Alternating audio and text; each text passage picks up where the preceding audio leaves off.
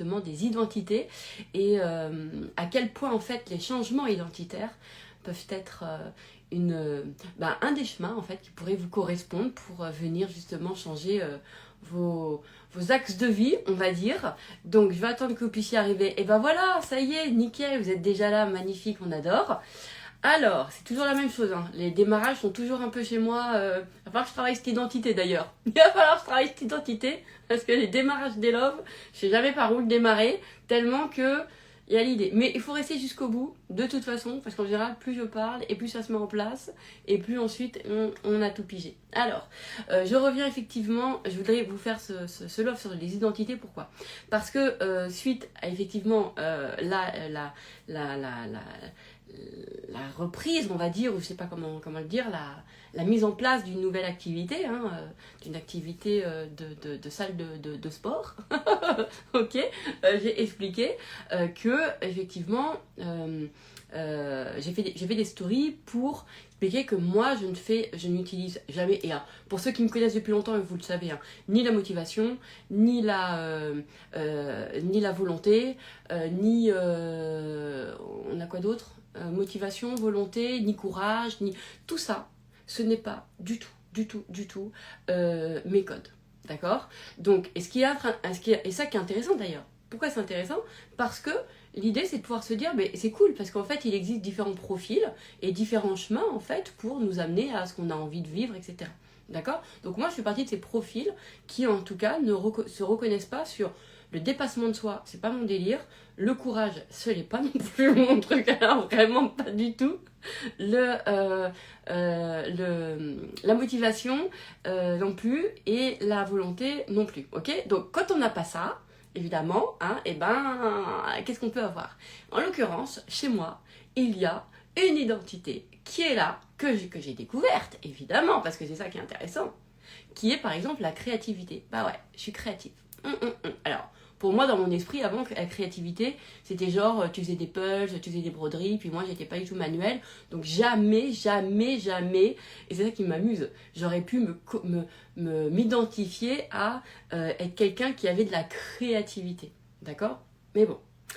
Ce qui va être intéressant, c'est que chez moi, et ça, je vous le partage pour voir si ça vous parle, tous les changements, ils ont été faits parce qu'à un moment donné, en fait, j'ai été plus inspirée par un changement de moi.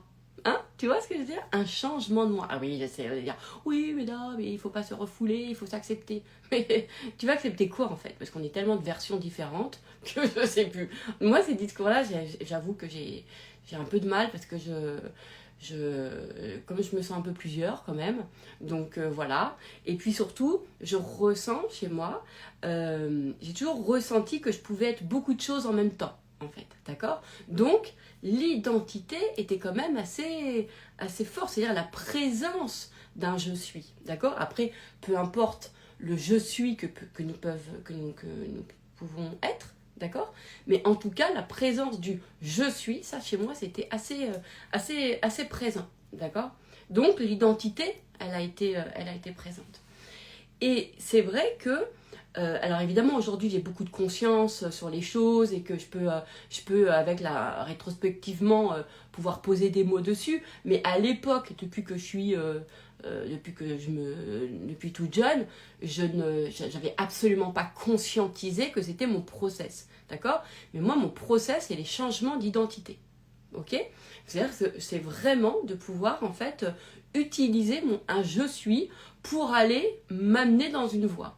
Alors, ce n'est pas genre, c'est pas un jeu de rôle, c'est pas un truc comme ça. C'est vraiment un je suis qui est profond, qui correspond à un truc qui est là. C'est pas je fais genre que je suis quelqu'un, que je suis pas. C'est pas comme ça fonctionne pas. Parce que pour être comme ça, il faudrait que ça soit en fait avec de la volonté, tenir le rôle. Donc tenir un rôle, moi je peux pas.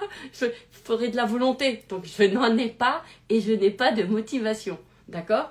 Donc, et je vais vous donner des exemples qui sont archi concrets, parce que je me suis fait plaisir en faisant une petite liste quand même des identités, vous allez voir, que j'ai switché sans aucune volonté, sans aucune motivation et sans aucun effort. Ah, il me manquait ce mot-là. Et sans aucun courage. Parce que vraiment, et ce qui est très drôle, c'est que en revanche, pour tous les gens qui m'ont vu, d'accord, pour eux, j'avais vachement de volonté et j'étais vachement courageux. On m'a toujours identifié, parce que c'était les paradigmes des gens en fait. Parce que pour eux c'était du courage, là au moins c'était non, j'avais pas de courage. Moi je suis flippée, moi j'ai toujours peur de. Moi je vais pas où j'ai peur, vous le savez d'ailleurs, c'est indiqué là. La peur n'est pas le chemin, d'accord? Moi c'est l'amour, donc moi je vais jamais là où j'ai. Moi quand il y a peur, il y a marqué, il y a peur, il y a peur. Et mon corps il dit ah, il y a peur, ben, on n'y va pas, hein, d'accord? Donc c'est bon, ok? Alors, et je vais vous indiquer les identités, et peut-être que ça va vous parler, parce que peut-être que vous êtes comme ça, que vous êtes plutôt des personnes qui se sentent, je sais pas si on peut dire multi-identitaires, je sais pas si on peut dire ça comme ça, j'en sais rien, mais en tout cas qui utilisent, qui ressent fort le je suis. On ressent fort la personnalité, d'accord? On ressent la personne. Alors on pourrait le débattre aussi sur la personnalité, le personnage, tout ça. Bon, écoute, hein, ok. Oui, je ne suis pas la personnalité. Oui, bien sûr, on est aussi bien plus que ça. On est ce qui crée la personnalité, ça c'est vrai. Ça c'est vrai. Moi je me suis découverte créatrice de personnalité. Mais ouais, carrément. Parce que c'est un truc que j'adore, parce que la créativité, enfin la création identitaire, bah, pour moi, je sais pas, je trouve que c'est beaucoup plus facile. Voilà, il y a des gens, c'est beaucoup plus facile pour eux de faire des efforts et d'être courageux. Pour moi, c'est beaucoup plus facile, en fait, de créer des identités.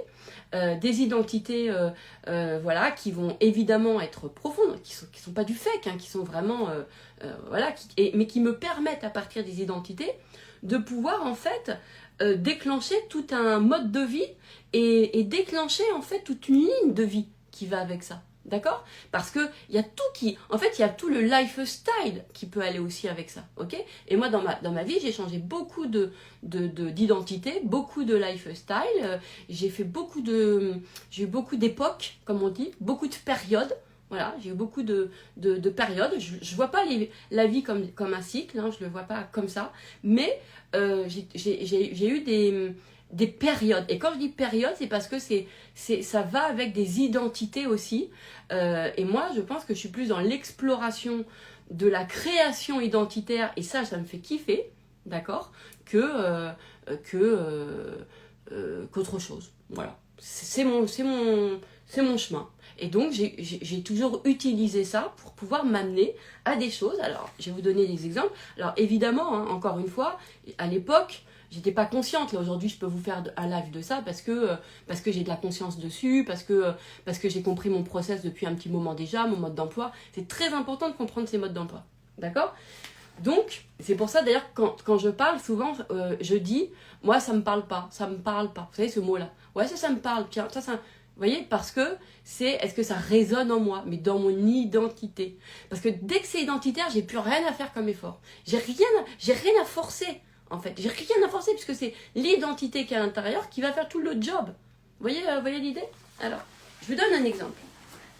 Alors, j'ai fait une petite liste, hein, pour m'en souvenir parce que c'était pas évident. Parce que, en plus, il y a aussi des choses, c'est que quand tu changes d'identité, tu peux oublier complètement.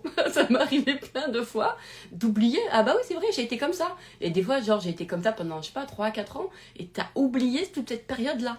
Vous voyez ce que je veux dire? Comme mes amis là, qui me connaissent si bien, qui me rappellent à l'ordre en me disant hey, souviens-toi quand même quand tu as eu ta première période sport à fond, que tu t'inscrivais à des courses et tout. Je dis ça, c'est vrai? Ah oui, c'est vrai. Ok, vous voyez ce que je veux dire? Donc ça, c'était il y a 12 ans. Non, 15 ans, 10 ans, ouais, je sais pas, enfin, il y a quelques temps, quoi. Complètement, t'oublies. Voilà, c'est comme ça. Alors, je vais vous donner, justement, quelques exemples. Ok, je vais vous dire. Alors, un exemple le plus flagrant, j'étais une fumeuse, ok, et qui, à chaque fois, vous montre, hein, pas de motivation, pas de volonté, pas d'effort et pas de courage pour pouvoir switcher de ligne, d'accord? Donc, grosse fumeuse. J'ai démarré, j'avais 12 ans. J'ai arrêté il y a, je sais pas, peut-être 10 ou 15 ans, j'en sais rien, parce que moi je compte pas. Mais ouais, si, ça devait être quand même en 2012, donc je sais pas combien ça fait, 13 ans, un truc comme ça, voilà. Et voilà, donc grosse fumeuse. Alors quand je vous dis grosse fumeuse, attention, quand je vous dis grosse fumeuse, c'est je fumais à peu près, j'ai acheté des paquets de 25 par jour, Voilà, donc je fumais ça par jour. Depuis mes 12 ans, et j'avais déjà démarré à un paquet par jour. Ok, grosse fumeuse. Ok, donc, et les gens m'ont toujours, voilà, toujours identifié à la... Enfin, j'étais vraiment une fumeuse, quoi. Ok, donc toujours la clope au bec. Toujours. Et donc ça, les fumeurs le savent bien, il y a toute une identité autour de la clope. Et moi, j'adorais fumer. D'ailleurs, je trouvais ça hyper cool. Ça me donnait ça me donnait quelque chose en termes d'identité. Voilà, je trouvais ça cool. Et en plus, je fumais, mais même quand j'étais jeune, je fumais.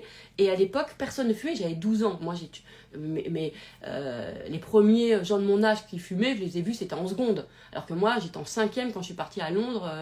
C'était là où j'ai fumé mon premier paquet, quoi. Vous voyez? Et bon, bref. Et donc voilà, et donc j'avais cette identité de fumeuse. Alors l'identité de fumeuse, donc toujours clope au bec et tout, je m'identifiais avec ce côté, c'était hyper cool, c'était aussi assez social. J'avoue, il y avait un truc un peu comme ça. Au début, j'aimais bien parce que ça me donnait aussi l'impression de faire un truc un peu pas comme les autres, parce que je fumais quand les autres fumaient pas. Enfin, moi, j'ai toujours fait les choses un peu en décalage, vous voyez. Voilà, je buvais quand les autres, ils n'avaient pas encore commencé à boire, et j'ai arrêté quand les gens, ils ont commencé à boire à 18 ans. Moi, c'est là où j'ai plus jamais bu de ma life. Vous voyez ce que je veux dire? Alors que avant, j'étais, bon, bref. Donc, grosse fumeuse, d'accord. Identité, bah voilà, je faisais quelque chose qui se faisait pas, parce que 12 ans, tu sais que ça se fait pas. Après, quand je grandissais, bah voilà, ça me donnait du cool. Après, quand j'étais à l'âge adulte, ça me donnait, ça me faisait un truc aussi, je sais pas, ça me faisait un truc à faire, un truc, voilà. Et puis, ça me faisait réfléchir, ça me faisait machin, enfin, ça me donnait beaucoup de prestance, on va dire, à l'époque. Et puis, ça développait tout l'aspect social aussi, hein, parce que quand t'es fumeuse, il y avait aussi un truc, c'est que moi, j'allais là où il y avait les fumeurs, donc c'est-à-dire que moi, je faisais partie de ces gens dans les boulots, par exemple, où j'allais à pas, où j'allais au post-clope avec les autres. Donc, déjà, ça crée, si vous voulez, déjà un clan. Alors, ça ne veut pas dire que ça crée une séparation, rien à voir. Mais tu fais partie en fait, de ces gens qui vont à la post-clope. Et en plus, moi, c'était dans les post-clopes, c'était dans ces endroits-là que je parlais avec les gens. C'est là où tout se faisait, en fait. En plus, vous voyez? Donc, il y avait une identité qui collait à ça. D'accord? Je fumais beaucoup.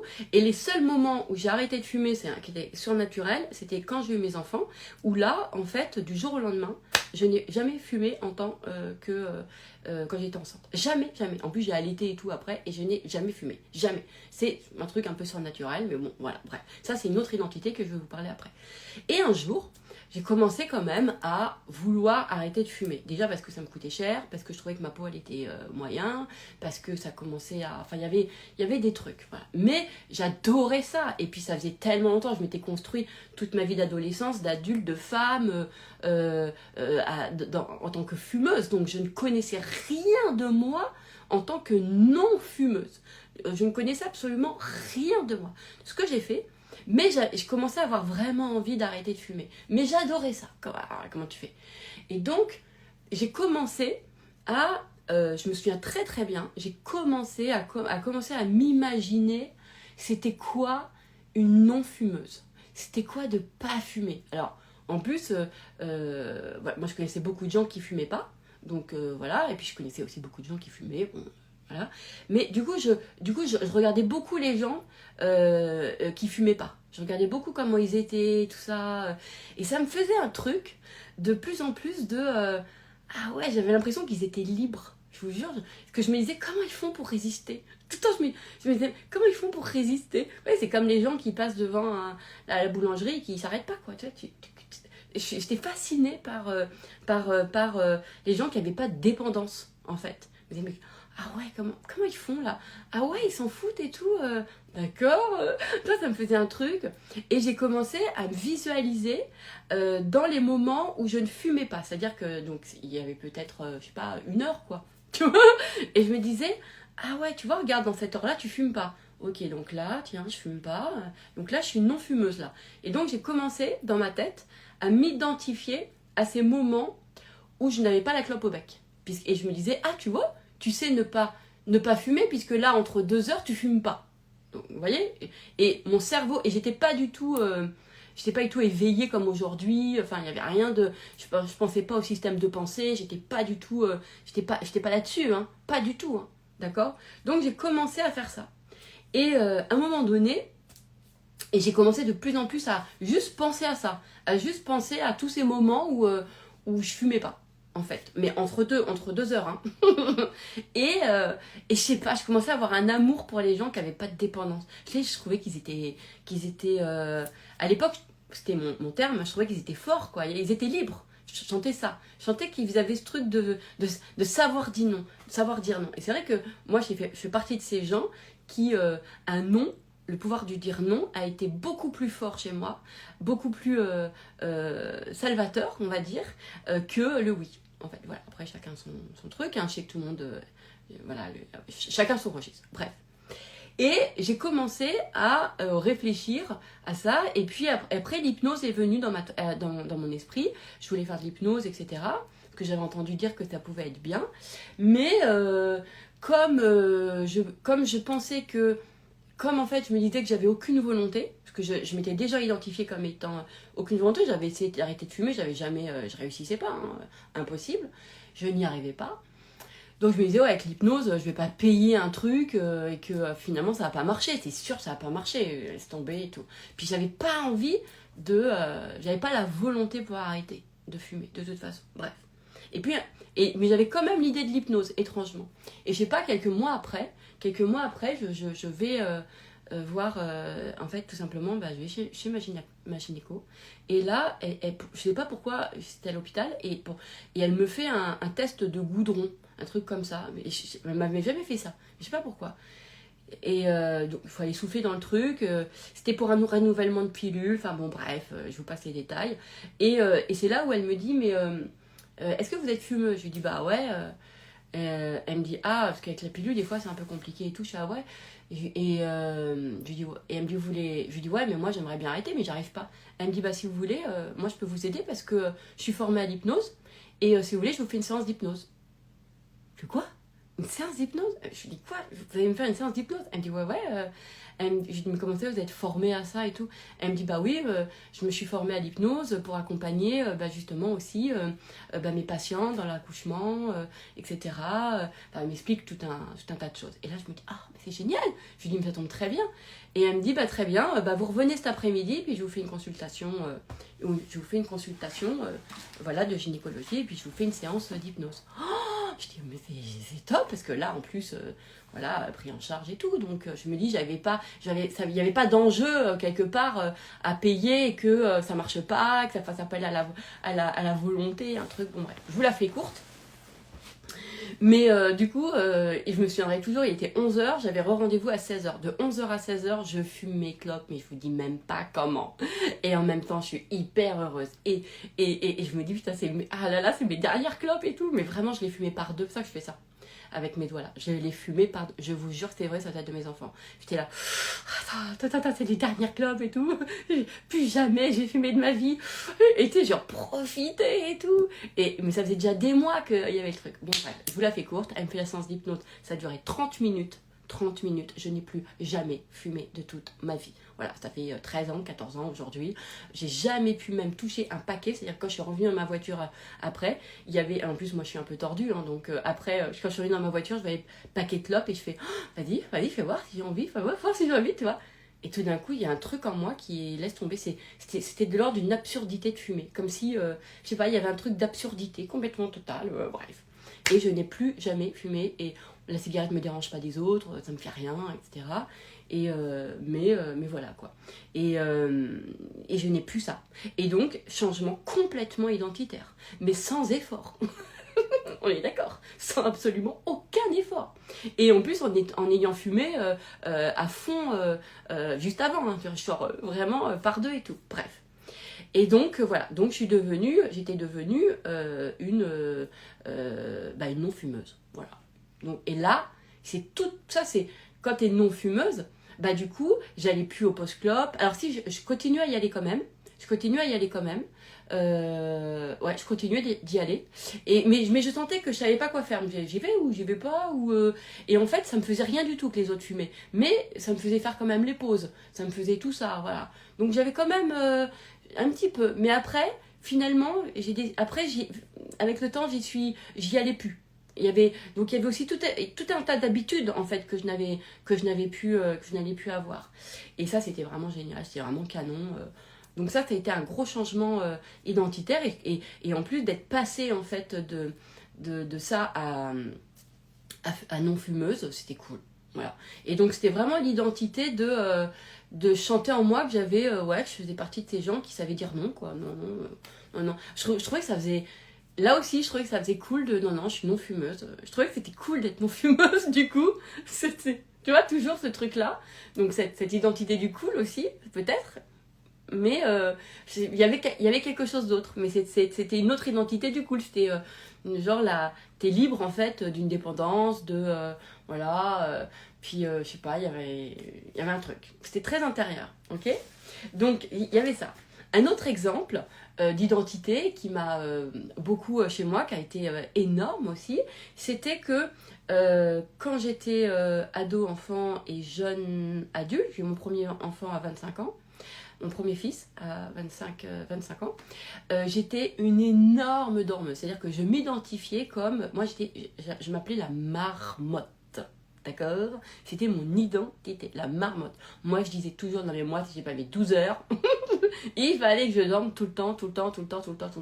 D'accord? Il fallait tout le temps que j'avais envie. Moi, il fallait du temps, quoi. Je pouvais faire des nuits de 9, 10, 11 heures. Mais oui, il fallait vraiment... Là, c'était le week-end, parce que en semaine, je travaillais. Mais il fallait vraiment que je dorme tout le temps. J'avais ce truc-là, de faire des grosses nuits. D'accord? Et quand quand j'étais enceinte, je me disais, mais comment je vais faire?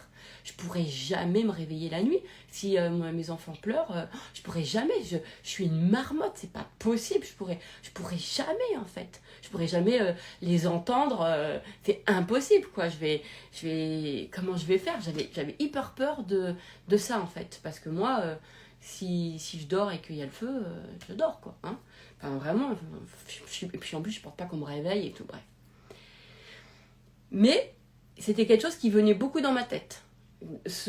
Comment je vais faire, je suis une grosse dormeuse, je suis une marmotte, l'identité, etc. Et vraiment, je m'identifiais comme ça. Et quand j'ai eu mon fils, ça a été absolument radical, immédiat, tout de suite. Je n'ai plus jamais de ma vie dormi. Plus jamais de toute ma vie. C'est-à-dire que moi, et tout le monde le sait, hein, voilà, je dors à peu près, il me faut entre 4 et 6 heures, voilà, on va dire, donc une moyenne de 5 heures. Donc c'est voilà, c'est très bien, c'est mon rythme à moi. Plus, vraiment, j'aime pas. Et moins, si je pourrais faire moins, ça me dérange pas. Je peux même faire 2 heures, c'est pas grave, je récupère après. Enfin, vraiment, j'ai aucun sujet, aucun problème avec ça. Et ça a été immédiat. Et dès que j'ai accouché de mon fils, je me souviens, c'était le soir, et d'ailleurs l'infirmière m'a demandé si je voulais qu'elle le prenne pour que je puisse me reposer. Et j'ai dit non. Et en fait, à partir de ce moment-là, j'ai passé ma première nuit sans dormir pour veiller à mon fils qui venait de naître. Et plus jamais j'ai dormi. Et j'ai adoré, et je sais pas pourquoi, c'est comme ça, j'adore mon identité. Déjà, j'ai commencé à ressentir tout ce qu'on pouvait faire. Mais alors quand je dis faire, parce que ouais, c'est vrai que ce qui était génial, c'est que en fait, j'adorais la vie nocturne, parce que du coup, ça me permettait d'avoir une vie nocturne. Et j'adorais la vie de la journée. Donc, et je me disais toujours, de toute façon, j'aurais tout le temps de dormir quand je serais morte. Ça, c'était ma phrase. Je disais tout le temps ça. Et donc, j'étais vraiment, j'étais devenue quelqu'un qui est dans mon identité, qui profitait de ses jours et qui profitait de ses nuits. J'avais tout.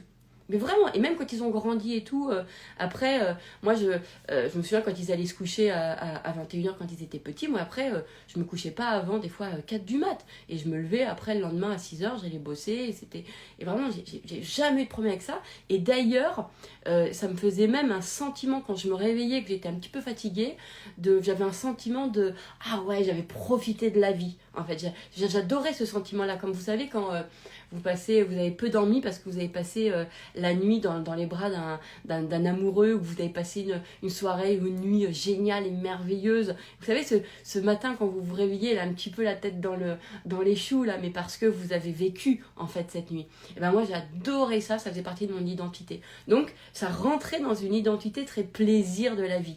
Très, je profite des journées, je profite de mes nuits, voilà. Et en plus, encore une fois, avec aussi ces identités j'étais un peu en décalage avec les gens, parce que quand vous êtes quelqu'un de nuit, en fait, il se passe plein de choses la nuit. Vous êtes moi, je communiquais avec ceux qui dormaient pas, ou mes copines pourront vous le dire, quand elles rentraient de boîte ou de sortie, etc. En fait, elles pouvaient m'appeler, parce que moi, de toute façon, elles savaient très bien que j'étais toujours réveillée. Enfin, il se passait vraiment tout un tas de choses, en fait, la nuit, et qui étaient vraiment qui était cool. Et je pouvais, en plus, vraiment, j'avais cette latitude de profiter autant des jours que de la nuit. Donc, des vrais changements identitaires. Et mon fils, il a 24 ans, mon aîné, donc ça fait 24 ans que... Et aujourd'hui, je ne m'identifie absolument pas, en tant que marmotte, puisque ça fait depuis... que je dors aussi peu, et c'est mon identité. Les gens qui me connaissent, ils se caractérisent sur ça. Ils me reconnaissent sur ça, en fait. Voilà, ils me disent, de toute façon, toi, tu dors jamais. Je fais, ouais, je fais. Voilà. Mais je peux faire des micro-siestes, par contre. Ça, oui. Donc, ça a été aussi des changements identitaires, parce que ça vient chercher, en fait, donc ça m'a demandé, encore une fois, aucune volonté, aucune motivation, aucun courage et aucun effort. Vous voyez, ça c'est parce que c'était identitaire, ça s'appuyait en fait sur ça. Donc, une autre, par exemple, identité que je suis allée bouger, c'était quand je suis passée en fait de salariée à entrepreneuse, à mon compte. Donc, moi, j'ai été salariée pendant 15 ans. Voilà, salariée pendant 15 ans. Et je suis entrepreneuse depuis 10 ans. Ça doit faire ça. Voilà, je suis à mon compte depuis 10 ans. Okay. Donc quand moi, toute ma vie, j'ai travaillé à 20 ans, donc toute ma vie d'adulte, c'est construit en tant que salarié, d'accord ? L'identité que ça me faisait en tant que salarié, moi j'adorais être salarié jusqu'à un moment où là, l'identité n'était plus là, parce que j'avais l'impression, en tant que salarié, déjà, je travaillais pour les autres. J'avais ce truc-là, mais ça me collait bien. Je travaillais pour une boîte, je travaillais pour un patron, pour une entreprise, voilà. Il y avait ça, d'accord ? Et j'avais ce côté aussi très collectif. Très, très collectif. C'est-à-dire, j'avais l'impression que c'était la colo pour moi. Genre, que tu vas travailler dans une boîte, j'avais vraiment ce truc-là de genre, c'était potes de colo, quoi. Mais je peux pas vous dire d'autres, c'est vraiment ce que je ressentais. C'était...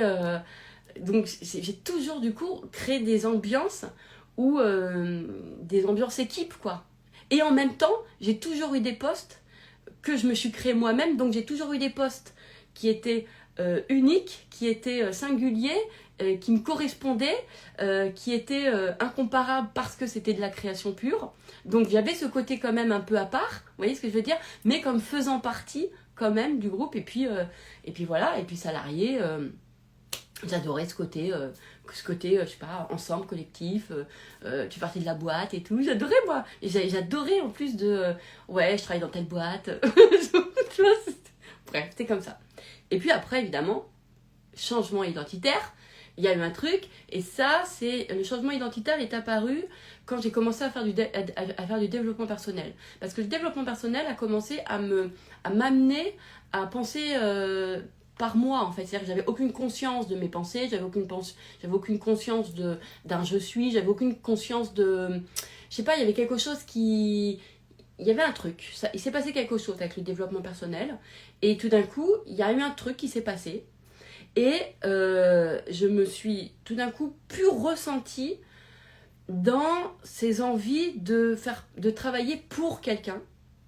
J'avais envie, en fait, de pouvoir, en fait, de faire pour moi, en fait, voilà. Et donc là, et ça a été un vrai changement identitaire, parce que quand vous travaillez pour quelqu'un, c'est pas la même identité que quand vous travaillez pour vous. C'est pas du tout la même identité. En tout cas, moi, je ressentais pas du tout la même chose. D'accord ? Et je ressentais pas que je travaillais pour moi quand je travaillais dans une boîte. Je travaillais pour la boîte. Et là, c'était pour moi. Donc, je devenais autre chose. Je devenais, et puis, je n'avais plus cette notion du collectif. Genre, on est une team, on fait partie de la même boîte, etc. Là, par contre, mon collectif, il est devenu monde. Parce que moi, je suis devenue à vouloir, waouh, je pars d'un petit endroit, entre guillemets, d'une cellule qui est l'entreprise, à je vais dans le monde et moi j'ai trop envie d'aider les gens à transformer leur vie, quoi. Donc là, j'allais dans le grand bassin, quoi. Pour moi, c'était ça. J'allais dans le grand bassin, quoi. Mais j'y allais plus avec une équipe, j'y étais avec moi, en fait, toute seule. Donc mais voilà, il y avait un truc. Donc, changement complètement d'identité. Et vraiment, ça a été important. Et là où d'ailleurs les salariés, les entrepreneurs vont peut-être se reconnaître, c'est que là où j'ai perdu beaucoup de temps en tant qu'entrepreneuse, c'est que je n'avais pas vu financièrement l'identité que j'avais développée en tant que salarié, où tu as ton salaire qui tombait tous les mois, en fait. C'est-à-dire que même s'il y a un jour ce que tu peux faire ou quoi que ce soit, il n'y a pas d'impact sur ton salaire. Vous voyez ce que je veux dire ? Et là, en fait, j'ai mis beaucoup de temps avant de prendre conscience que j'avais continué à être entrepreneuse, mais que financièrement, j'avais gardé l'identité de la salariée. Donc, genre, comme si le salaire, il allait tomber à la fin du mois, quoi, normal.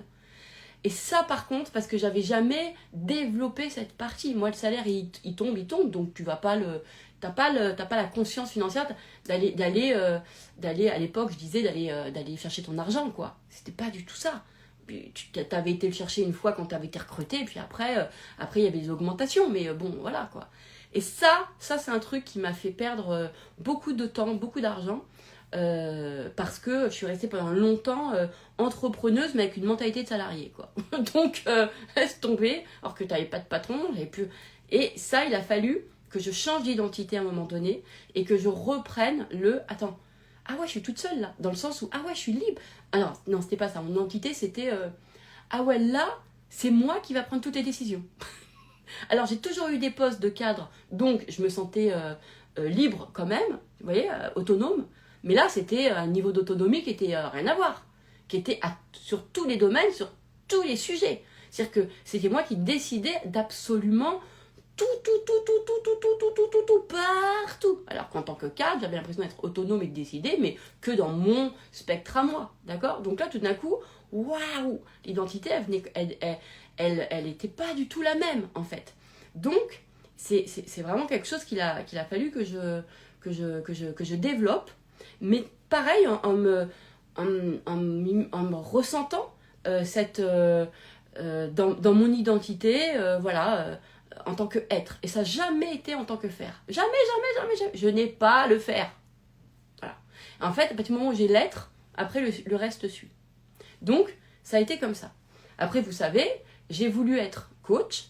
Et là, pareil, j'ai voulu être coach. Ça s'est imposé à moi, on va dire, plutôt comme ça, parce que j'ai pas vraiment voulu, mais bon, bref, vous savez que j'avais déjà raconté cette histoire, bref, en tout cas, à un moment donné, j'avais le choix entre, ok, est-ce que je fais une formation, donc pour moi du faire, d'aller apprendre, etc., nanana, ou autre chose. Et là, je me suis dit, non, mais là, moi, le faire, pas possible. Et puis pour moi, les formations, c'était pas dans mes identités. Moi, j'avais été j'étais une autodidacte, tiens, encore une identité, voilà. Donc, on se construit quand on est autodidacte à travers cette identité qui nous fait être et être d'une certaine façon. Bref. Donc, là, qu'est-ce que j'ai fait ? En fait, je me suis créé un alter ego. Donc, j'ai utilisé, en fait, tout simplement, mais ça, j'en ai déjà parlé de l'alter ego, la formation, d'ailleurs, j'en ai fait une formation qui est sur les Dance Store, accessoirement, page de pub, d'accord ? Où j'ai mis dans cet alter ego tout ce que je voulais, en fait, être en tant que coach. Toute l'identité, en fait. Parce que moi je sortais, j'avais l'impression que j'étais pas du tout, que j'avais pas de talent, et puis en plus je voulais être, en fait ça partait pas de là, ça partait de, ah ouais, moi je veux être une coach moi je veux être hyper douée, parce que moi je m'étais jamais, dans toute ma vie, j'avais toujours jamais pensé, même si j'ai eu beaucoup de réussite, j'ai jamais pensé que j'étais douée. Jamais ça. Et là, il y avait une identité qui venait me chercher. Qui était, putain, j'aimerais bien savoir ce que ça fait que d'être douée. J'aimerais trop savoir. Genre, j'étais fascinée par les gens qui avaient qui savaient, qui étaient des génies, quoi. Et j'étais fascinée par ça. Et je me disais, ça c'était trop bien. Pourquoi? Parce que pour moi, c'était le meilleur endroit pour pas mettre de l'effort. Parce que je me disais, si je suis méga intelligente, tout de suite comme ça, du coup, bah, ça ne nécessite pas d'effort. Tu vois, parce que t'es méga intelligent. Moi, je réfléchissais comme ça. Donc je me dis, c'est ça. Il faut que je sois méga intelligente. Comme ça, en fait, mais pas par cette connaissance, par genre du génie, pas par l'intelligence, du génie. Il faut que faut que je sois douée. Comme ça, parce que pour moi, la douance, c'est quelque chose qui est naturel. Voilà. Et ça me parlait ça me parlait de ouf. Donc, je me suis dit, c'est ça. Donc, je me crée un alter ego. Et je voulais expérimenter ce que ça fait d'être, faire partie de ces gens qui sont hyper doués, tu vois. Et j'ai tellement bien réussi d'ailleurs mon alter ego que quand ensuite, concours de circonstances, bon bref, sinon là j'en ai pour 4 heures pour faire le love. En plus, je me fais après détecter avec de la surdouance en tant avec HPE et tout ça. Bon, après, tout arrive après derrière et je me marre en fait. Bon, peu importe. L'idée, c'est que de toute façon, j'avais déjà pris mon alter ego. J'avais déjà utilisé l'alter ego, justement, de la douance. Et j'étais déjà devenue très tôt, en fait, immédiatement, une coach super douée. Bah oui, c'est vrai. C'est vrai, c'est-à-dire j'ai été... tout de suite, j'ai été reconnue pour ma douance, parce que j'avais une pertinence, parce que j'avais tout de suite, changé la vie des gens. Tout de suite, j'avais trouvé... C'était immédiat, j'avais le truc. Je l'avais de toute façon fait en alter ego. Mais bon, voilà, comme après j'explique dans la formation de l'alter ego. Mais non, si je me rentre là-dedans, après j'en ai pour 2 heures, donc je vais pas rentrer là-dedans. Je reviens, ok. Vous pouvez retrouver des loves que j'ai fait là-dessus. Peu importe. Donc tout d'un coup, la posture de la douance, elle m'a facilité beaucoup les choses parce que elle me permettait d'être dans mon je suis. Et dans mon je suis, j'avais beaucoup plus de réponses que dans mon je sais. Mais dans mon je sais, dans ma connaissance, tu vois, dans le truc, enfin, il y avait quelque chose qui n'allait pas. Parce que quand je coachais énormément à l'instinct, on va dire, à l'inspiration, énormément, c'est-à-dire que je captais des choses, etc. Et ça, c'est pas un savoir, ça c'est un être. Vous voyez ce que je veux dire? C'est un être. Mais moi, je captais comment les gens pensaient, je captais ce qu'ils avaient en eux, je captais des trucs comme ça. Et je vous parle pas j'ai jamais eu cette identité-là, comment on appelle ça, les gens qui captent et tout là. Il n'y avait pas de truc de médiumnité ou ces trucs. J'avais pas. Enfin, comment c'est là Enfin, vous voyez, ces identités, c'était pas comme ça. C'était vraiment. Et en plus, moi, je le ressentais étrangement d'une façon très cérébrale. Hein. Je pensais que c'était mon cerveau, moi. Vous voyez, cette inspiration que j'avais, c'était. Je l'avais identifié comme. Voilà, j'ai un cerveau qui sait exactement comment les gens y pensent. Enfin, c'est quoi leur mécanique de pensée, c'est quoi leur truc là, et où les amener en fait. Voilà, ça c'était vraiment un truc que j'avais identifié comme étant dans le cerveau.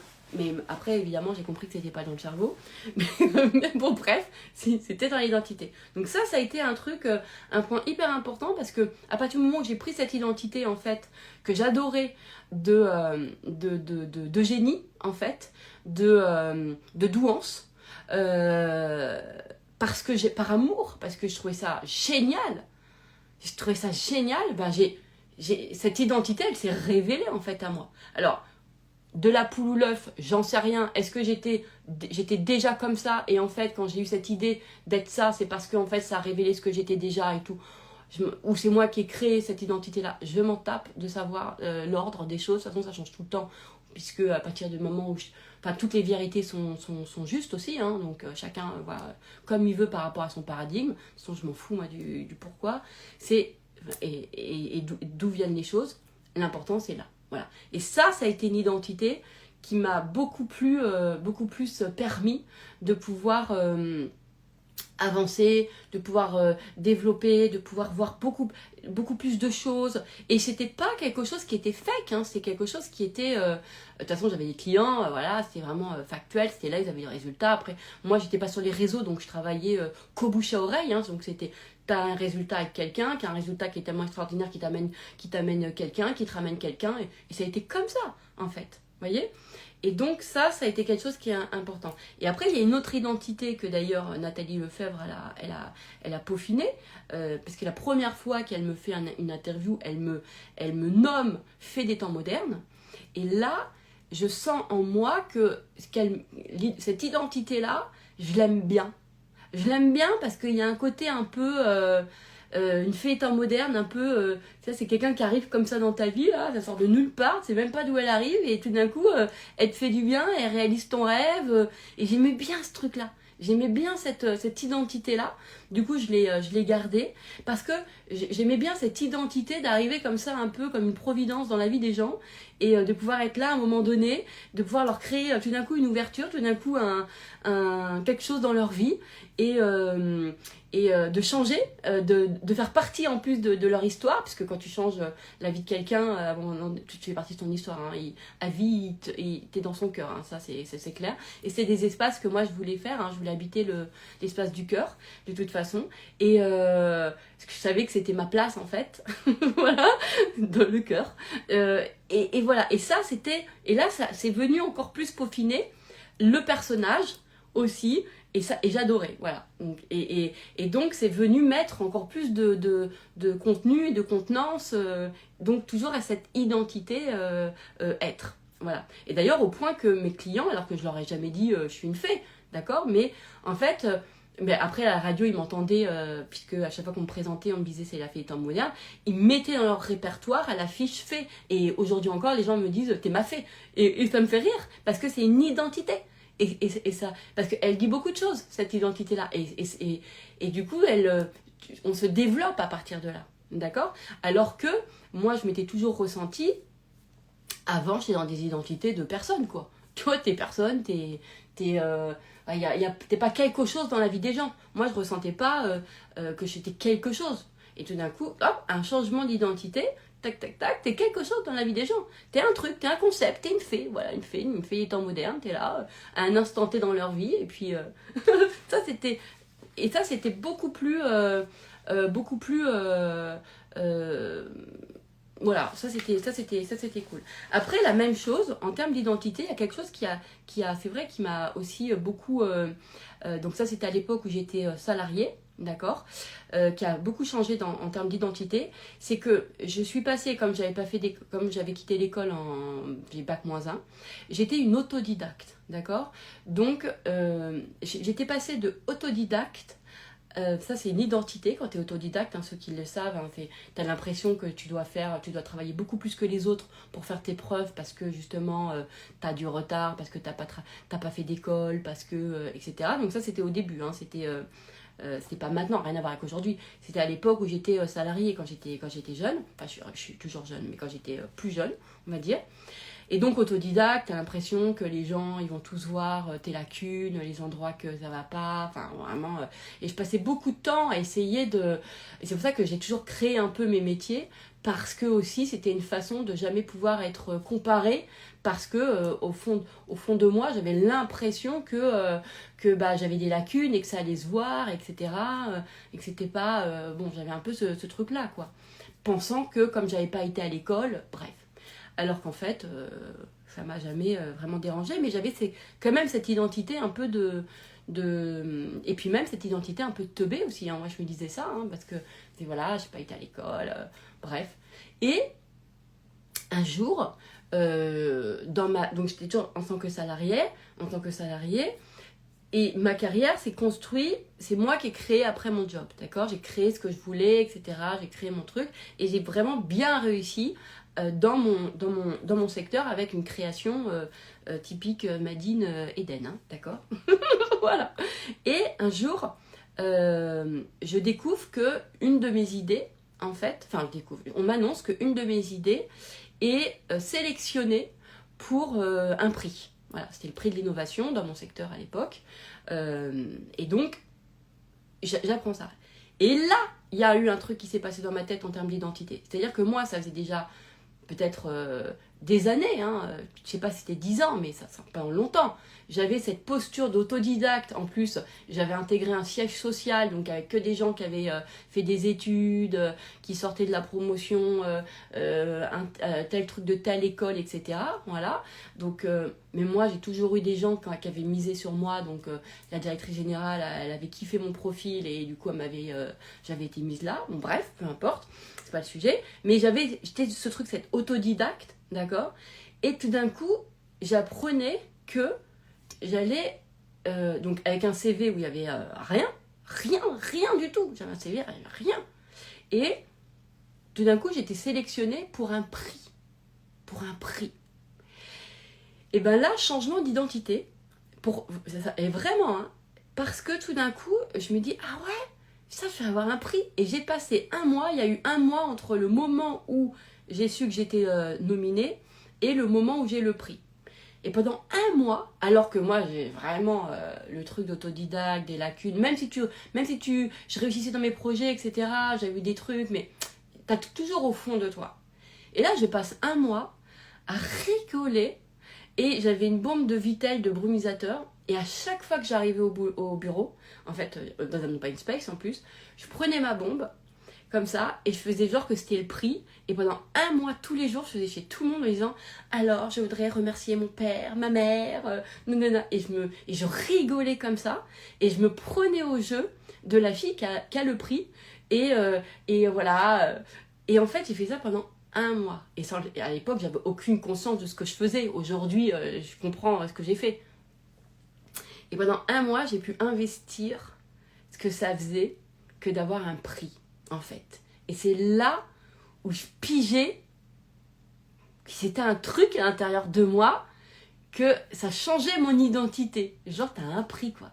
Est-ce que le prix, c'est pas même mieux que le diplôme? Tu vois ce que je veux dire? C'est-à-dire que, en fait, ton diplôme, c'est quand, finalement, t'es récompensé pour tes connaissances, pour d'avoir bien travaillé, ou pour je sais pas quoi. Moi, j'ai pas de diplôme, donc je peux pas vous dire sur quoi ça fait. Mais là, j'étais récompensée, on saluait une idée. C'était pour une idée que j'avais eue. Vous voyez ce que je veux dire? Et en plus, en innovation. Donc, c'était pour une idée, pour un truc qui a été à moi. C'est-à-dire, moi, l'histoire, je ne l'ai pas créée. Quand tu as une bonne note, là, c'est un truc que tu n'as pas créé parce que tu as une bonne note en histoire ou en maths, mais je n'ai pas créé les maths ni l'histoire. Alors que là, j'avais un prix pour une idée que j'avais inventée, que j'avais créée, que moi j'avais. T'as rien à voir. Et tout d'un coup, l'identité a complètement switché. Et là, je me suis rendu compte qu'avoir un prix, quand je l'ai eu ensuite, je devenais, en fait, d'autodidacte, je devenais lauréate d'un prix. Et là, ça a été mon bagage.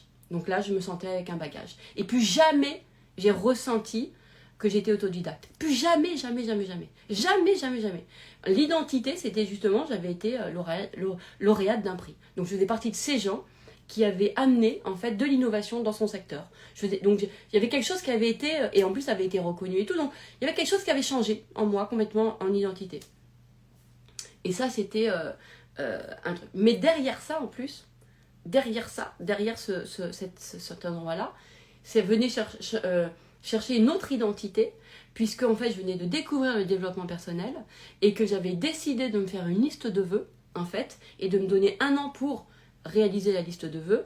Et dans un de mes vœux, il y a eu quelque chose, parce que évidemment, alors vous allez rire, mais c'était il y a longtemps, mais c'était comme j'en pouvais plus de cette étiquette de toujours de syndrome d'imposteur, etc. Je m'étais dit, quand la première liste de vœux que j'avais faite, je me suis dit, mais je voudrais trop... c'est quoi mes vœux? Et ma première liste de vœux, c'était tous les trucs qui m'énervaient, que je vivais, mais dans l'autre sens, en positif. Ça, c'était ma liste de vœux. Vous voyez? Donc par exemple, ça allait de je me rogeais les ongles, bah tiens, ça aussi changement d'identité, bref. Je vais avoir des ongles longs, et moi, j'avais un des vœux qui était justement, c'était d'être reconnue comme la meilleure. Mais dans mon truc. J'avais envie de tester, j'avais envie de vivre cette expérience-là, ce que ça faisait qu'à un moment donné, de voir ce que ça fait que d'être la meilleure en fait. J'avais vraiment ça. Et c'était quelque chose, je devais avoir, je sais pas, j'avais 30 ans. Ouais, je devais avoir 30 ans, peut-être un petit peu plus. Non, pas beaucoup plus. Je devais avoir 30 ans. Et donc non, peut-être moins même. Non, j'avais 30 ans. Et ça a été quelque chose j'avais vraiment envie, quoi. Et en fait, du coup, quand j'ai eu le trophée, non seulement ça m'enlevait l'identité de l'autodidacte, mais surtout ça me crée l'identité de quoi je peux créer ma vie. Puisque ça répondait à une liste de vœux. Donc tout d'un coup, le développement personnel, c'est là où il a pris sa place chez moi. C'est là où le développement personnel, waouh, il y a eu un changement, il y a eu un truc de ah ouais, ça marche leur truc, ça marche ça, vous voyez. Et je n'étais même pas au système de pensée. Hein. C'était même pas là-dessus encore, hein, vous voyez. Donc tout d'un coup, je me ressentais encore dans quelque chose qui était différent. Et à ce moment-là, l'identité de la lauréate d'un prix a fait que j'ai été débauchée par une autre boîte, par une grosse boîte en fait, qui me demande en plus combien je veux gagner, qui me demande combien je veux en fait pour les rejoindre. Alors ça c'était un truc, j'étais ah ouais d'accord ok, ça c'était incroyable quoi, parce que moi dans mon parcours d'autodidacte c'était pas tout à fait comme ça, moi il fallait aller chercher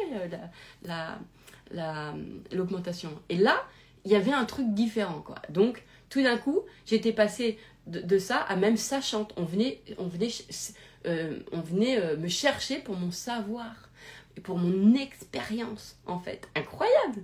Donc même pas besoin de CV, même pas besoin de trucs, vous voyez ce que je veux dire. Donc c'était canon. Donc voilà.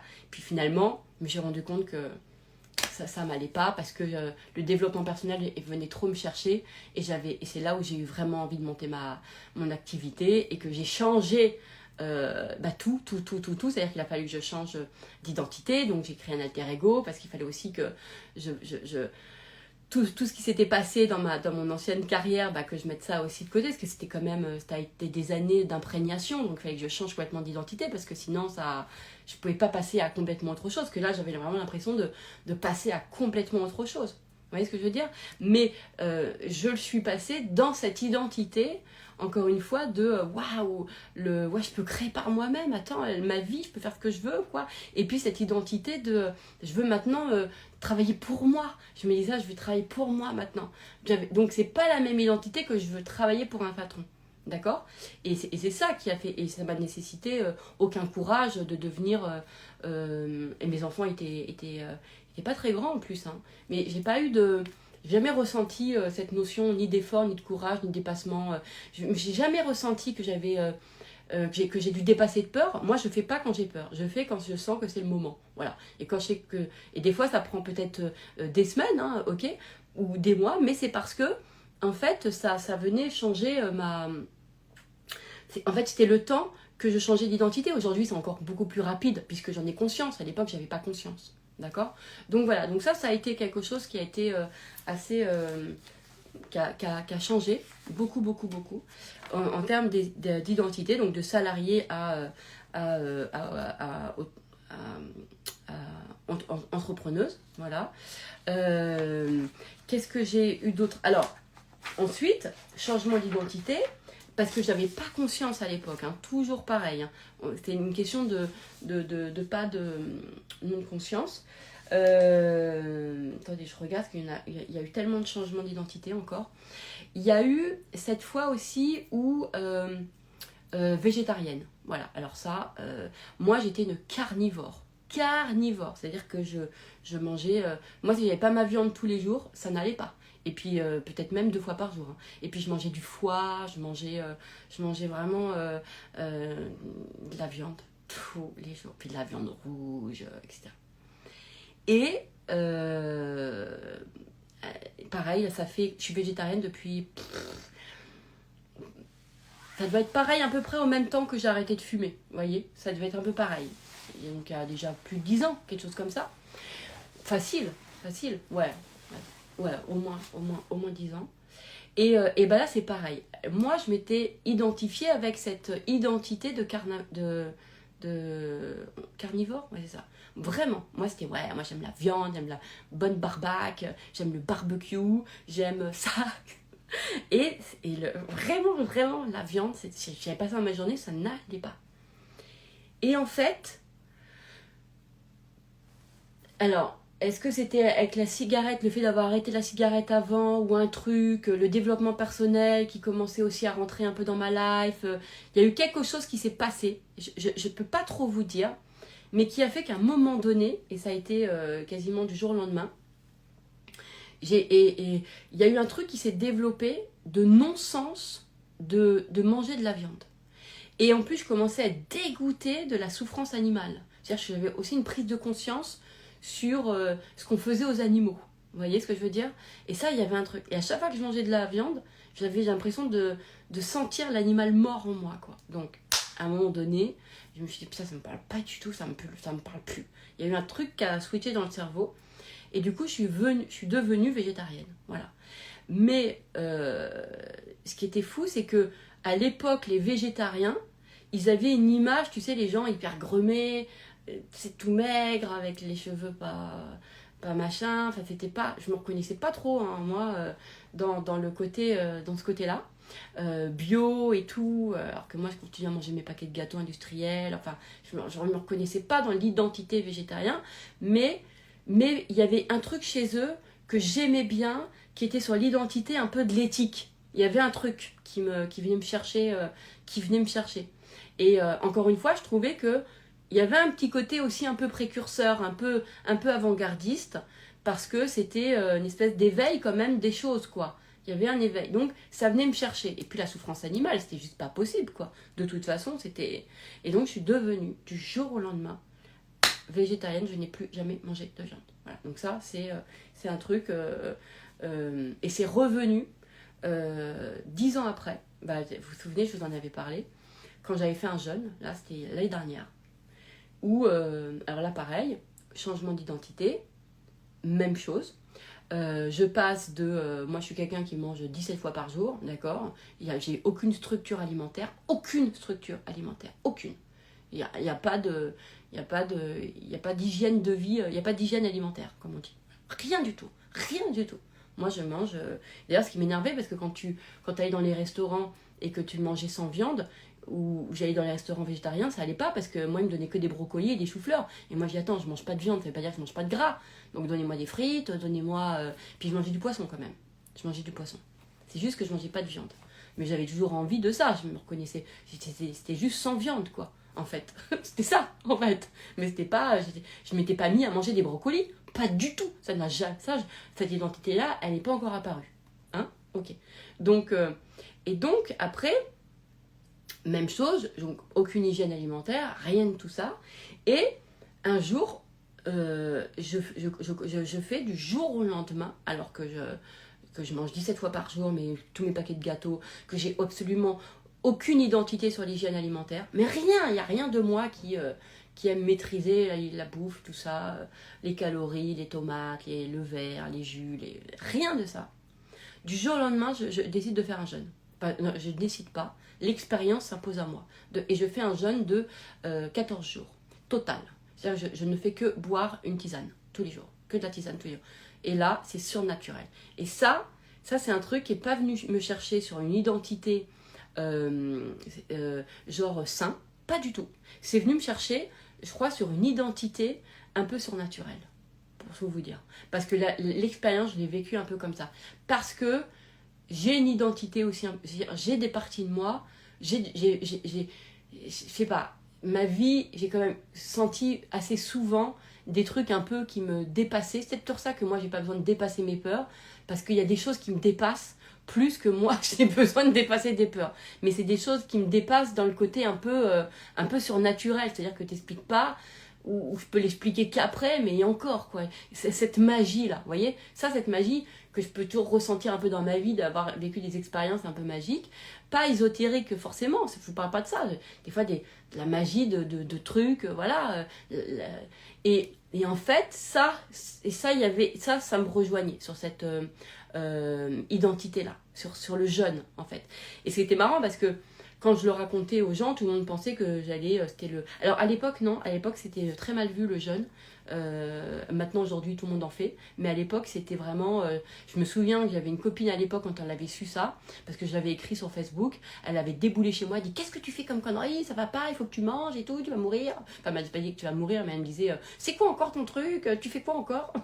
Vous voyez comme quoi les gens ils avaient un peu l'habitude de mes endroits un peu... de faire des trucs un peu... voilà, un peu décalés.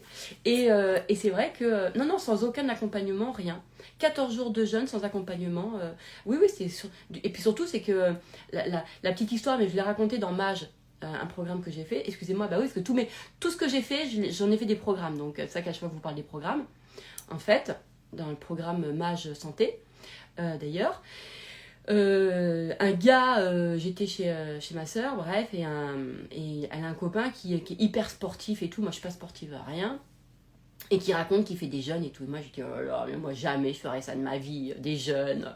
Déjà, moi, si je mange pas ma 17e collation dans la journée, je suis pas bien. Enfin, vraiment, vraiment, je me foutais un peu de sa gueule, quoi, en me disant: mais il faut être complètement taré pour faire ça, se priver de manger. Mais moi, si je mange pas toutes les 2 heures, je tombe dans les pommes.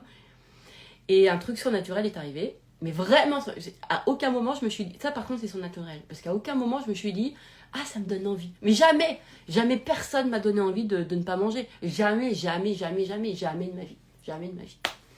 Et le lendemain matin, je sais pas pourquoi, j'entends dans ma tête: maintenant, tu arrêtes de manger. Et je sais pas comment. C'est surnaturel. Et ça a duré 14 jours. Et au bout du 14e jour, j'ai entendu: c'est bon, tu peux manger maintenant. J'ai recommencé. Et je me suis fait 14 jours d'une expérience. Je n'ai rien compris à ce qui m'arrivait. Et c'est l'expérience la plus éveillée de toute ma life. Pour tout vous dire. C'est là où j'ai vu tout ce qu'on n'était pas. C'était il y a 10 ans. Des fois, je rêve de vivre comme ça. Tellement que c'était extraordinaire. Déjà, j'avais vachement la pêche. Alors que moi, j'ai fait un déménagement et tout. Hein. Moi, je croyais que j'allais tomber dans les pommes, m'évanouir et tout, rien.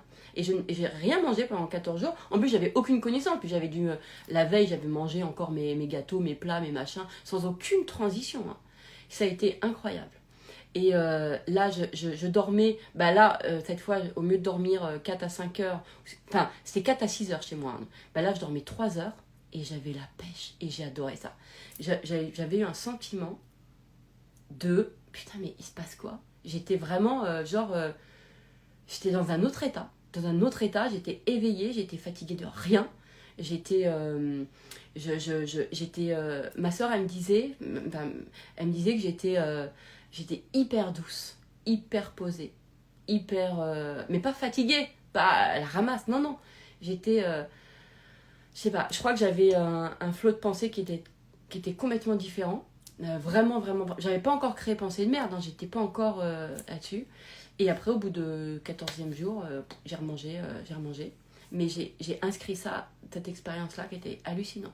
J'avais une hauteur sur les choses complètement... Et tu sentais je sais pas comment on appelle ça, l'élargissement en fait de notre être.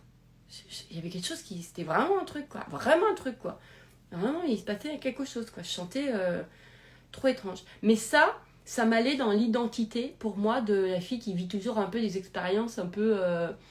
tu vois, parce qu'à l'époque, c'était quand même, ça se faisait pas, quoi. C'était pas... les gens qui faisaient ça, c'est pas comme aujourd'hui où c'est de la détox, c'est génial, le jeûne et tout, quoi. C'était pas pareil, hein. Moi, j'ai toujours vécu les choses un peu en avance comme ça, bref. Donc, c'était partie de cette identité, en fait, de personnalité où il fait des choses qui, aux yeux des autres, c'est un peu... qu'est-ce qu'elle fait, là? Et, en même temps, pour moi, c'est... côté un peu magie, un peu surnaturel, quoi, dans ma life. Voilà. Donc, il y avait ça. Donc, il y a eu beaucoup d'identités comme ça, qui ont été... Et finalement, j'ai pu faire énormément de choses, uniquement à partir de mon identité. Et là aussi, il y a un truc qui a changé, c'est que avant, moi je viens de cette génération, enfin de ce paradigme, on va dire plutôt du faire. Donc j'identifiais tout au faire, voilà, et à ce que tu fais, faire, machin et tout. Et en fait, ben, je suis passée de l'identité du faire à l'identité du être. Et le jour où j'ai vraiment investi, en fait, que j'étais quelqu'un de l'être et pas quelqu'un du faire, j'avais pas du tout, en fait, peut-être que c'est à cet endroit-là, au niveau du jeune, j'en sais rien. Je suis passée, on va dire, de l'identité de physique ou du faire à l'esprit. Il y a eu un moment, je ne sais pas c'est à quel endroit, je ne sais pas c'est quand, mais il y a eu tout d'un coup l'esprit. Voilà, l'esprit. C'est vraiment ça. C'est vraiment l'esprit. Alors, c'est l'esprit du être. Et donc, toute cette... et là, j'ai senti que c'était vraiment moi. Là, c'était vraiment... en fait, il n'y avait plus rien qui était externalisé chez moi. Tout était de mon... Bah, et d'ailleurs, est venu après le système de pensée, et les croyances, tout ça. Et ça, c'est devenu mon dada. Alors que je faisais déjà du dev perso depuis très longtemps. Et j'étais pas allée sur ces endroits-là, en fait. J'étais sur d'autres endroits, mais j'étais pas encore sur les croyances, j'étais pas encore sur le système de pensée, j'étais pas du tout là-dessus. Et quand ça s'est arrivé, c'était une évidence pour moi. Je savais que c'était mon chemin, que c'était justement le système de pensée. Ça, c'était mon truc, quoi. Voilà. Et donc, tout ce qui était de l'ordre de l'être, de l'esprit. À l'époque, je disais pas être. Maintenant, je pourrais vous dire être, mais on va dire que être et esprit, hein, voilà. Des fois, c'est pas facile, hein, toujours de mettre dans des cases parce que ça... Bon, bref. Donc, vraiment... ça pour vous dire que, et j'en ai encore bien d'autres évidemment, des identités comme ça qui ont pu changer, évoluer, l'identité, mais tout ça pour vous dire que j'ai toujours, en fait c'est en faisant les choses par l'identité et pas par la volonté que les choses ont toujours duré chez moi, voilà. Et qu'elles sont restées, qu'elles ont duré, que ça nécessitait pas en fait des efforts, que ça nécessitait pas. Et d'ailleurs, mon bien-être,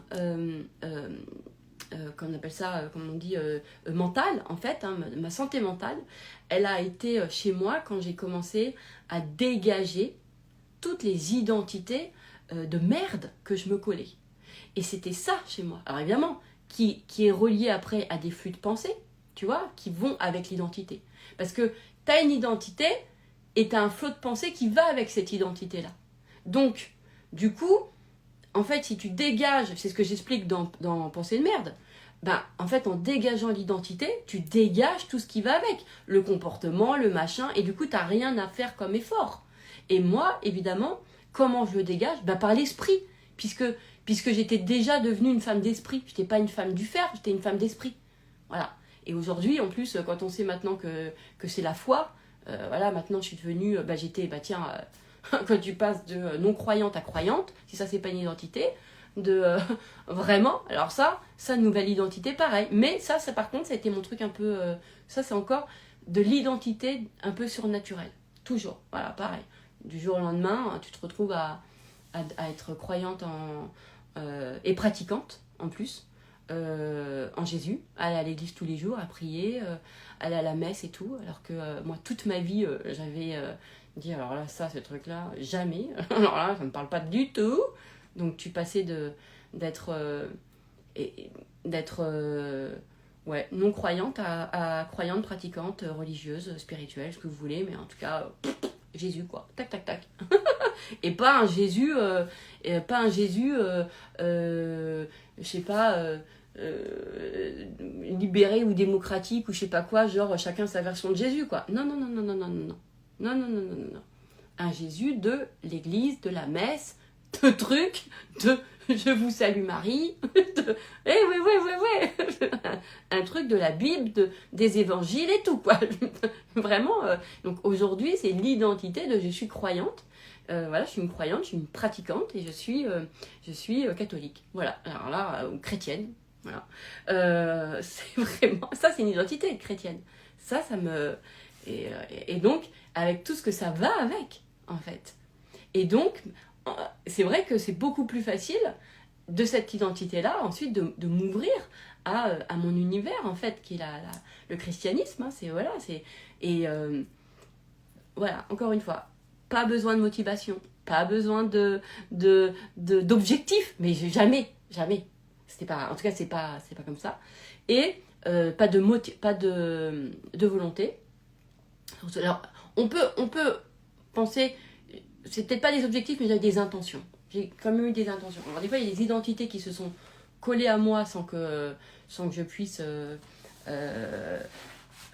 Qui s'est imposée à moi, d'accord, et que j'ai accepté, mais par cette identité un peu d'habitude, un peu de vivre aussi toujours des choses un peu en décalage, hein, c'est-à-dire que ce qui est très marrant, ce qui est très très très très marrant, pour tout vous dire, c'était que moi quand j'étais jeune, pour moi les croyants c'était... pour moi être en décalage c'était de pas croire en Dieu, c'était de pas être croyante en fait, de pas être religieuse. Voilà, pour moi pour moi le côté un peu... c'était ça, parce que j'avais l'impression que voilà, j'avais l'image un peu de la bonne élève, la croyante, moi j'étais pas ça, hein, pratiquante, tu vas à la messe, tu vois, il y avait un truc un peu comme ça, et que quand t'étais pas religieuse, c'est là où t'étais un peu, pour moi c'était ceux qui étaient un petit peu en dehors, quoi. C'est très étrange, parce qu'aujourd'hui, ça me fait l'effet inverse. C'est-à-dire que j'ai l'impression qu'aujourd'hui, c'est quand t'es, maintenant que je suis religieuse, et croyante, pratiquante, je me sens comme faisant partie en fait du côté à part. Enfin, quand je dis à part, de quelque chose qui est un peu, tu vois, qui est pas, voilà, c'est pas tout le monde quoi. C'est pas tout le monde. C'est fou. Donc encore un peu cette identité toujours, et en plus je le vois aujourd'hui pour tout vous dire comme chose qui est très précurseur. C'est-à-dire que, après, c'est mes paradigmes, mes trucs, mais je trouve que avoir la foi, et en plus, pas que une foi, là, j'ai une religion. C'est-à-dire, je suis chrétienne, je sens un truc un peu de. Ouais, c'est un peu novateur. Novateur, je le sens comme ça. C'est vrai. Je le sens, ça appartient à cette identité-là. Je sais pas pourquoi, je peux pas vous dire. Alors que je me sens pas dans l'identité traditionnelle. Je me sens dans l'identité un peu de l'innovation. Aller savoir, comme si c'était ça qui allait être moderne ou innovant, ou c'est de faire avec une foi, de faire avec une religion, de faire avec bon, je sais pas, hein, c'est comme ça, hein, ça s'explique pas encore, j'ai pas encore assez de recul pour savoir tout ce que ça vient chercher chez moi. Et donc voilà, et donc là le sport c'est la même chose, l'activité, eh bien je me considère comme quelqu'un qui fait pas du tout de sport, qui déteste ça, en plus moi j'ai zéro volonté, zéro effort, zéro motivation, je supporte pas qu'on me pousse, je déteste qu'on me pousse aussi, ça c'était la même chose, mais là est en train de se mettre en place quelque chose d'autre en moi. Alors je tourne encore autour de l'identité qui va faire que tout d'un coup faire du sport ou faire une activité, je sais pas encore, je sais pas c'est quoi le mot, ou entretenir mon corps, ou je sais pas c'est quoi le mot encore, je l'ai pas, c'est quelque chose qui va s'inscrire en moi, comme je ne fume plus depuis très longtemps, depuis des décennies, je ne mange plus de viande, voilà, je suis à mon compte, je suis coach, enfin, il y a des choses comme ça qui sont depuis très longtemps maintenant, qui sont là, je suis à fond, voilà, tout ce qui est développement personnel, développement de soi, c'est un truc qui font vraiment partie de mon identité. Voilà, la transformation, enfin tout ce qui est en rapport avec l'accomplissement de soi, hein, vraiment, vraiment ça, mais dans la partie, pas faire, mais dans la partie transformation de l'être, en fait, on va dire, qui évidemment après a une répercussion directe sur la matière, évidemment. Mais ça y est, c'est là et ça bouge pas, en fait. C'est là, ça bouge pas, ça fait partie de mes identités. Donc il y a plein de choses comme ça, et je sais que là, l'activité sportive ou l'activité de Shibana, elle va s'inscrire dans une identité qui ne bougera pas après. Voilà, ça ne bougera pas. Et ça ne bougera pas. Là où... et c'est ça qui est... Parce que je le sens. Je sens que qu'en moi, il y a déjà... Voilà, c'est comme les jeunes. J'en avais fait plusieurs après, hein, des jeunes. J'ai refait plusieurs fois des jeunes de 14 jours, toujours. Enfin, 15 jours, toujours. Et d'ailleurs, je l'avais fait avec vous. Je vous avais partagé mon expérience l'année dernière, hein, de ça. Et voilà. Et ça n'a jamais été sur l'identité de la détox. Jamais. J'ai fait des jeûnes du jour au lendemain, comme ça. Mais c'est toujours l'identité de la... Je crois que c'est l'identité de l'esprit. Il y a un truc... Et puis du côté un peu, ouais, expérience un peu surnaturelle quand même. Quand même. Il y a un côté un peu... ouais, c'est ça, mais pas... la détox n'est une entité qui ne fonctionne pas chez moi. Le prendre soin, genre l'hygiène de vie, bah moi en fait, chez moi, l'hygiène, elle est énormément axée sur le cœur. C'est-à-dire sur le fait d'être propre, clean dans son cœur. Ça, c'est quelque chose qui est... Quand je dis propre, c'est-à-dire d'être... voilà, d'être dans la... Bah, je sais pas, tout ce qui est dans le cœur, en fait. Que ça soit... d'être rempli d'amour, de faire des choses qu'on aime, d'être heureux, voilà, de sentir qu'on est... qu'on est fidèle à nous-mêmes, qu'on se fait du bien, qu'on fait du bien aux gens. Enfin, pour moi, c'est tout ça, en fait, le cœur. Et c'est là, moi, où je le mets en hygiène de vie. C'est très important, en fait. Alors, je sais pas si c'est le mot hygiène, mais en tout cas, c'est en... Mais quand même. En sain, le côté sain. Voilà, le côté sain. C'est peut-être pas hygiène, mais c'est le côté sain. Voilà. Et pas forcément le côté sain, S-A-I-N-T. C'est le côté sain, S-A-I-N. Pour moi, le côté sain, je le vois S-A-I-N, et est vraiment dans ta qualité de cœur. Voilà. Comment tu es dans ton cœur. Il est pas... Moi, j'ai rencontré beaucoup de personnes qui faisaient des jeûnes, qui bouffaient super bien, nickel, qui faisaient du sport et qui étaient arides en termes de cœur, quoi. C'est-à-dire que dans leur façon d'être, c'était sec comme je sais pas quoi. Tu vois, c'était... Et ça, pour moi, c'est pas sain, quoi. C'est pas... Tu sens, les gens, ils sont durs, les gens, ils sont... ça, c'est pas sain. Voilà. Pour moi, ce qui était sain, c'était d'être dans ce rapport agréable envers soi-même et avec les autres, quoi. Il y avait un truc comme ça, quoi. Vous voyez ? Je vous dis pas que j'en suis là complètement et que je suis complètement développée de ce côté-là, mais en tout cas, c'est mon lifestyle. C'est ce à quoi je prends soin de ça. Je prends soin de mon cœur. Ça, c'est sûr. ça, c'est important pour moi. De ma tête, de mon cœur. Ah ouais, ça, c'est clair. Donc, voilà. Je sais pas si ça vous a parlé. Dites-moi un petit peu si ça vous a... Alors, et c'est comme, par exemple, une dernière identité. Après, j'arrête parce que ça peut le faire... Merde, il est 1h30. Oh, je crois que ça fait 2 heures que je fais ça. C'est pas vrai. Bon, bref. Bah, j'étais brune et je suis devenue blonde, évidemment. Et ça a été vraiment aussi un changement identitaire. C'est-à-dire que moi, je pense que j'ai toujours... déjà à 13 ans, je mettais le produit pour décolorer mes cheveux. Par contre, je me suis toujours foirée, toujours ratée. Donc, je suis toujours redevenue brune, etc. J'ai fait plusieurs tentatives. À chaque fois, c'était merdique. Et en fait, je me suis sentie, moi, la première fois où j'ai eu un blond qui a été réussi. Parce qu'en fait, je me suis toujours identifiée comme blonde. J'adore ça. Et alors que je suis très brune hein, de naissance, hein, mais ça c'est un truc. Et le jour où j'ai réussi à faire enfin un blond qui faisait pas dégueulasse, quoi, qui faisait pas orangé, qui faisait pas... Enfin un blond, vraiment je suis passée complètement blonde et que c'était pas juste des mèches et tout. Je me suis sentie moi-même. Je me suis sentie moi.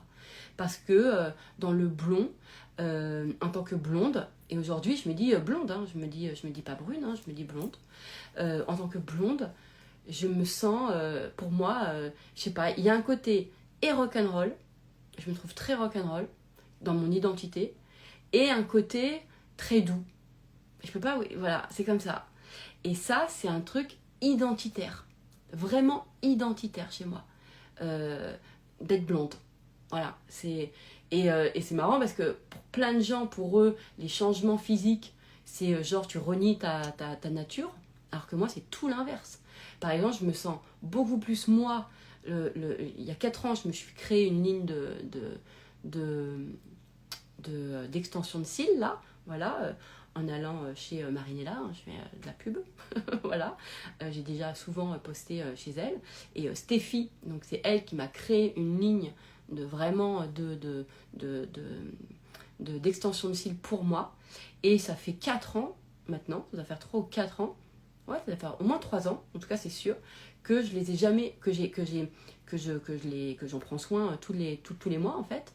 Et ça fait vraiment partie de mon identité. C'est-à-dire que j'ai vraiment, question identitaire, j'ai mes extensions de cils, comme mes ongles, voilà, c'est identitaire chez moi. Et pourtant, on pourrait dire, ouais, c'est pas de naissance. Bah, écoutez, moi, mon identité, je la sens pas de naissance. Je la sens dans ma création.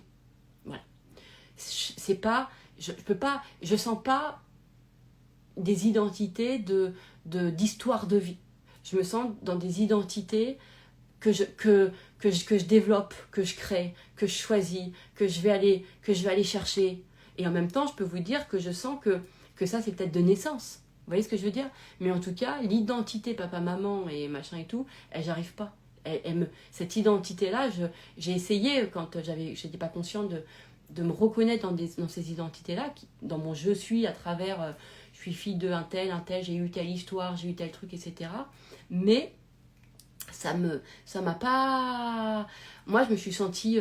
moi, j'ai choisi mon prénom, j'ai choisi ma couleur de cheveux, mais sans jamais me dire que je reniais ce que j'étais. Hein. Il faut... Pas du tout. C'est juste que c'est une espèce d'évidence de... Tu te crées qui tu es. Tu choisis. C'est toi qui viens... Tu viens créer. Alors après, je suis allée sans doute probablement choisir à des endroits qui étaient déjà à l'intérieur de moi et qui me parlaient, peut-être. Mais en tout cas, je suis allée complètement recréer ou révéler, peu importe, je sais pas comment on peut le dire.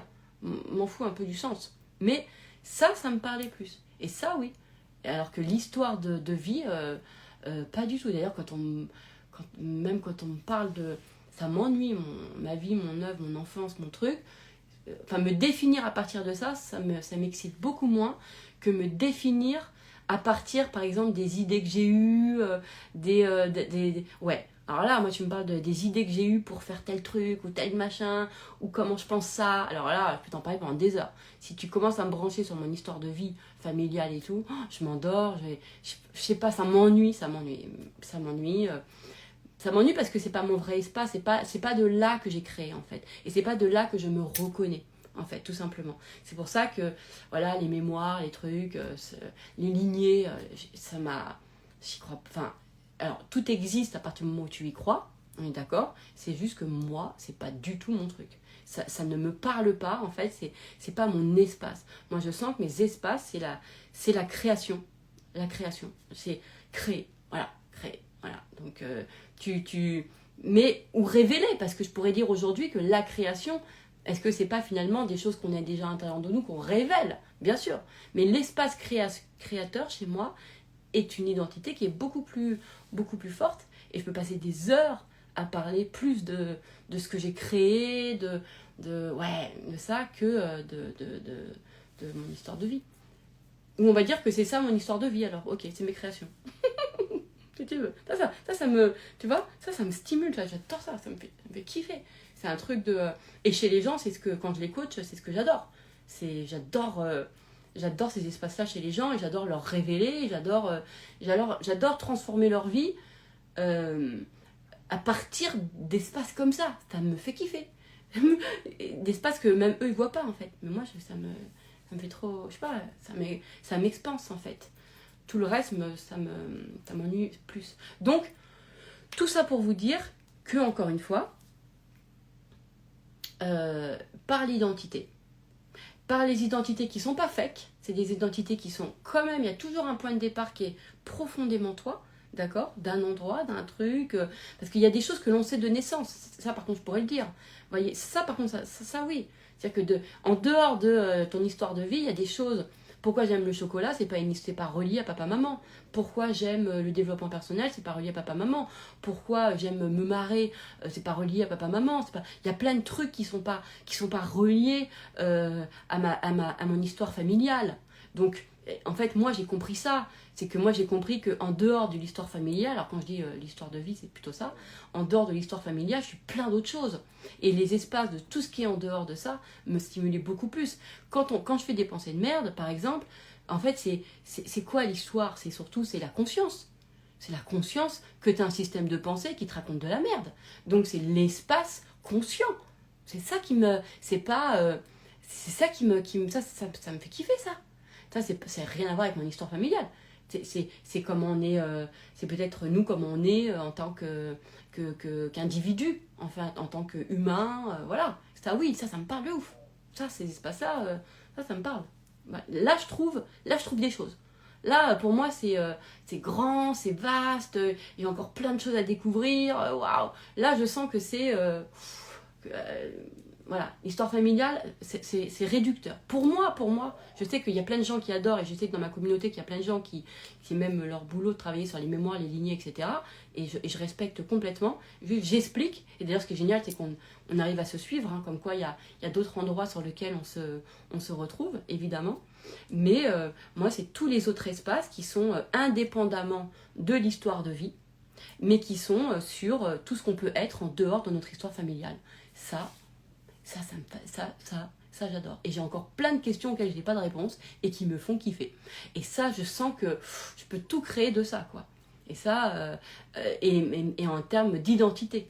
Je me reconnais plus dans l'identité de l'être créateur que l'identité de mon prénom, mon nom de famille, voilà, d'où je viens. C'est pas... Vous voyez ce que je veux dire? Là, on se parle bien au niveau surtout familial, quoi. Hein, c'est vraiment ça. Mais peut-être parce que j'ai aussi une vision très plus large et que pour moi, regarder que la version, la lignée par exemple, ou les mémoires familiales, etc., c'est très réducteur. Enfin, pour moi, parce que moi je me dis, bah... on n'a pas que ça, et puis tout le monde vit ça, et puis on est aussi des peuples, on est aussi une génération. Donc moi, il y a beaucoup de choses que je peux relier, par exemple, à la génération. Je dis, ah bah ça, c'est générationnel. Vous voyez? Donc, génération, c'est-à-dire c'est temporel. C'est c'est de ce temps-là, etc. Et en même temps, je peux sentir qu'on est aussi un être intemporel. Donc, si je me dis que je suis un être intemporel, je me dis que je suis de toutes les époques, de tous les âges. Donc si je me prends ça comme identité, imaginez bien comment je peux élargir de ouf. Hein. Alors que si mon point de départ, c'est ma vie, mon œuvre par le truc familial. Voilà. Mais ça, je l'ai souvent expliqué et chacun voit midi à sa porte. Faites comme vous le ressentez. Moi, j'ai j'ai évolué par la créativité. Voilà, c'est vraiment ça. Penser de merde, pour moi, c'est de la créativité, c'est la conscience. Voilà, c'est... et après, en plus, à créer des concepts, surtout, un alter ego, c'est ça. Voilà, le concept de l'âme sœur, le concept... J'avance beaucoup par concept que je crée. J'ai conscience que je crée des concepts, hein, d'accord? C'est-à-dire que c'est pas des vérités, c'est des concepts. Alors, dans un concept, il y a une vérité, mais ça reste un concept. Voilà, moi, je crée des concepts avec une idée centrale qui fait que, voilà, le concept de l'âme sœur, le concept de l'alter ego, le concept du glow-up, le concept de la création, tout ça, c'est des concepts, j'en ai bien.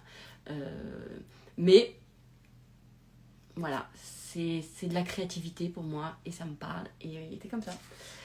Je vous embrasse, j'en reviens pas, que je crois que j'ai fait 2 heures, mais mon Dieu, et vous êtes toujours là. Ça se trouve, c'est pas les mêmes. Qui est là depuis le début?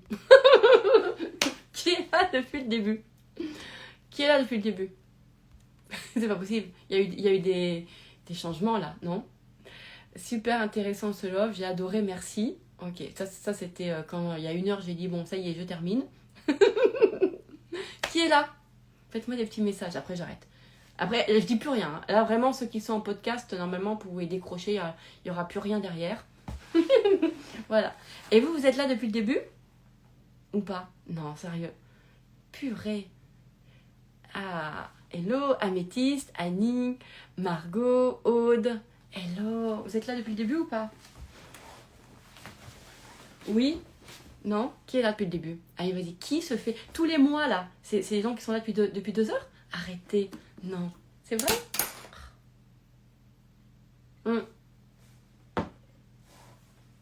Tiens, ça aussi, les changements d'identité quand tu passes avec le TDAH, hein. Quand tu passes voilà, j'ai pas de concentration, j'ai pas de tête, j'ai pas de machin, j'ai pas de truc. Ah, j'ai un TDAH. Ce qui n'est pas du tout la même identité. Pas du tout. Depuis le début, waouh. Eh ben, ah bah, c'était trop bien. Oh, c'est cool, merci. Je l'ai cuisiné pendant ce temps-là. Ouais, j'ai faim moi aussi, tu vois, c'est la faim. Oh, ça me fait trop plaisir. C'est trop cool. Eh ben, dis donc, c'est chouette. Bah, j'espère en tout cas que vous, ça vous a apporté. Moi, l'idée de ce love, c'est évidemment simplement euh, de vous amener à quand je fais un truc, ou quand j'ai envie de quelque chose, ou quand je pense à un truc, tiens, si je le fais à partir de moi, dans quelle identité, tiens, c'est quoi? Voilà. Et juste, des fois, vraiment, c'est de se laisser aussi du temps de voir que ça vient nous chercher dans quelle identité. Et vous allez voir qu'après, les choses, elles vont se faire beaucoup plus naturellement.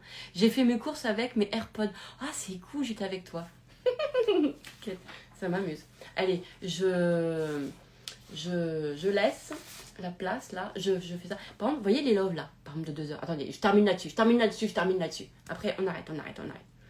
Mais ça c'est mon identité aussi de faire toujours les choses un peu différemment, tu vois. C'est-à-dire que tout le monde fait des vidéos, voilà, bien léchées en 2 heures, où on prend que les phrases qui font bien, qui sont, voilà, où l'idée elle est bien posée, bien cadrée, bien mise. Voilà, ben moi, non, je fais des loves de 1h30, 2 heures, où c'est en direct, il n'y a pas de filtre, tout est dit comme ça.